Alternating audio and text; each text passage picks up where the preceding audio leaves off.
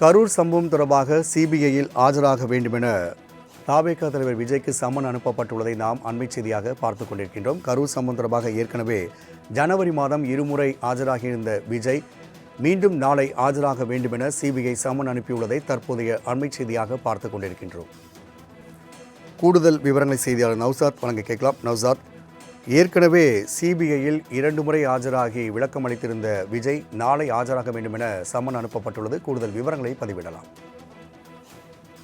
வணக்கம் ராம்குமார். கரூர் விவகாரம் தொடர்பாக நாளை ஆக வேண்டும் என விஜய்க்கு சம்மன் அனுப்பியிருக்கிறார்கள்.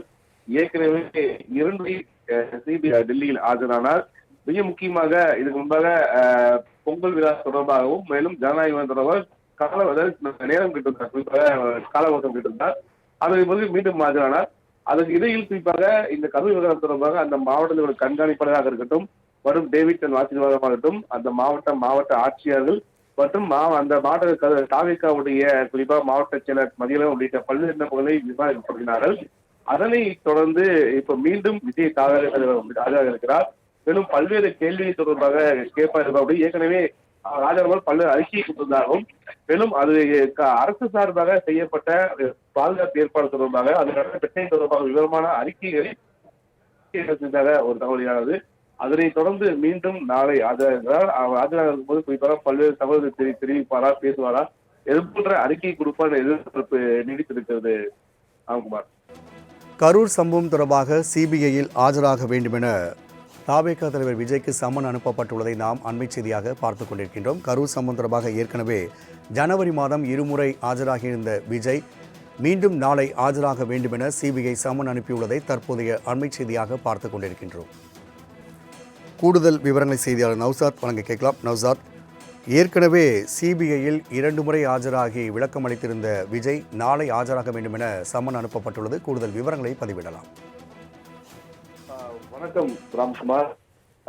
கரூர் விவகாரம் தொடர்பாக நாளை ஆக வேண்டும் என விஜய்க்கு சம்மன் அனுப்பியிருக்கிறார்கள். ஏற்கனவே 2 சிபிஐ டெல்லியில் ஆஜரானார்.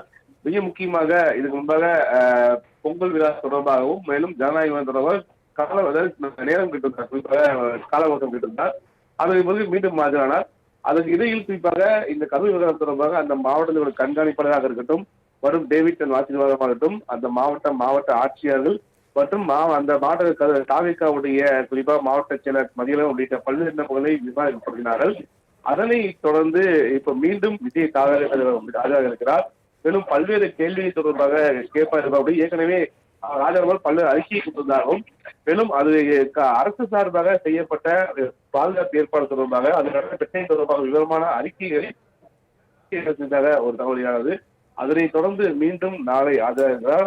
ஆஜராகும் போது குறிப்பாக பல்வேறு தகவல்கள் தெரிவிப்பாரா, பேசுவாரா, எது போன்ற அறிக்கை கொடுப்பார் எதிர்பார்ப்பு நீடித்திருக்கிறது. ராம்குமார், நௌசாத், தகவலுக்கு நன்றி.